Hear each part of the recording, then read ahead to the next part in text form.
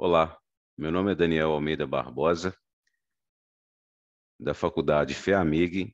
Esse é o vídeo 1 da atividade número 3 da disciplina Resistência dos Materiais, da unidade de aprendizagem Tensão Forças, e temos por nosso orientador o professor Jober Paulo Ferreira.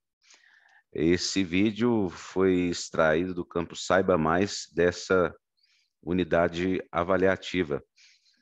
E a gente vai explicar um pouquinho, né, sobre o que passa lá. Então vamos lá.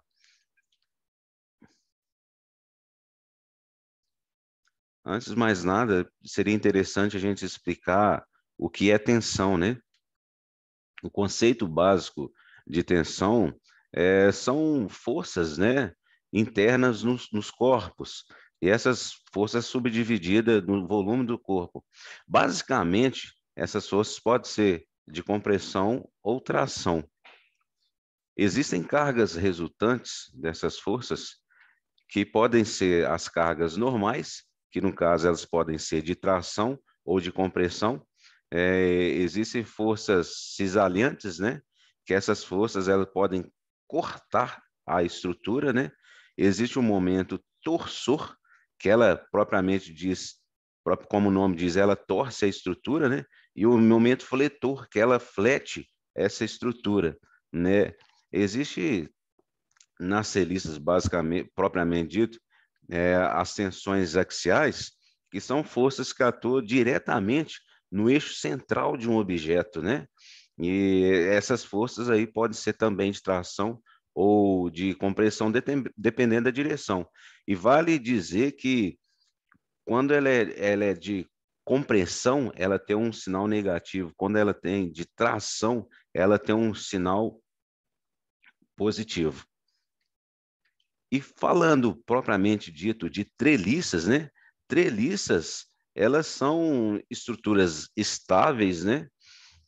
E elas são bem mais, vamos dizer assim, difundida para certo tipo de estrutura devido ao seu grau de leveza, porque para uma mesma estrutura rígida e sólida que tenha o mesmo carregamento, as treliças elas são bem mais leves, né, e mais fáceis de se fazer. Consequentemente, ela tem um melhor valor, né?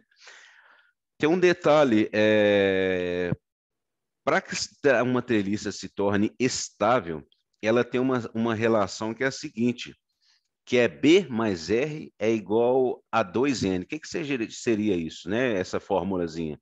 Que B é o número de barras, mais R, que é o número de reações, ela tem que ser igual a 2 vezes a quantidade de nós que as treliças têm. Então, entre as partes da treliça, nós temos nós que podem ser parafusados ou soldados, dependendo do tipo dessa treliça. E aí, aqui é uma foto lá do campo Saiba Mais, que o professor pede para explicar resumidamente o que acontece ali. Na treliça, nós temos vários tipos de esforços, né? E nos pinos e parafusos ou rebites, dependendo da treliça, né? Os carregamentos que incidem ali, nós podemos ter esmagamentos, nós podemos ter forças que atuam sobre essas treliças que fazem e esses esforços eles têm que ser distribuídos de forma a estrutura suportar todo esse carregamento, né? Então, toda vez que o engenheiro ele vai projetar ou analisar uma estrutura, ele tem que determinar, né, e levar em consideração todas as tensões que ocorrem nos elementos para poder escolher qual que é a melhor estrutura que ele vai fazer ou qual o melhor material que ele deve escolher, né? E também saber qual que é a sua seção transversal mínima, né? O guindaste aí da foto propriamente dito, ele é feito de treliça, que é mais leve, como eu já falei, com uma estrutura sólida, né? E suporta o mesmo carregamento, né? E basicamente as treliças elas transferem supostamente esforços axiais, né? Geralmente treliça de grande porte eles tem os nós parafusados ou soldados. Então, aqui na treliça, essa seta aí, a gente fez um zoom, né, da treliça e basicamente aqui, onde a gente está passando o mouse, a gente consegue ver na estrutura do guindaste, né, as, as, os componentes, né, que constrói essa treliça, esse guindaste, que é basicamente feito de treliça. Então, você tem carregamento, forças, não, você tem as estruturas diagonais, você tem aí você tem aí estruturas diagonais, você tem estruturas verticais.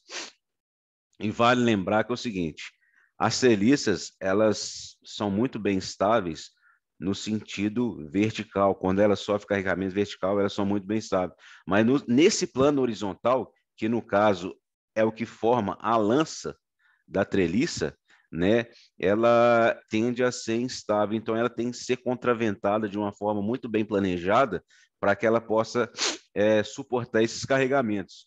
E basicamente o seguinte, em guindastes, aqui pegando esse ponto dessa foto aqui, ó, vamos tirar esse zoom aqui, quanto mais próximo aqui da torre do guindaste, mais carregamento essa lança suporta. E quanto mais se aproxima aqui da ponta da lança, menos carregamento esse guindaste suporta. Exatamente por isso, porque a força que incide aqui, ela é muito grande. Então, quando você vai fazer os cálculos, né, dos momentos que incide sobre essa barra, quanto mais na ponta, menos esforços esse guindaste vai suportar. Então, basicamente, é isso que a gente trata aí nesse vídeo. Eu agradeço pela atenção. Muito obrigado.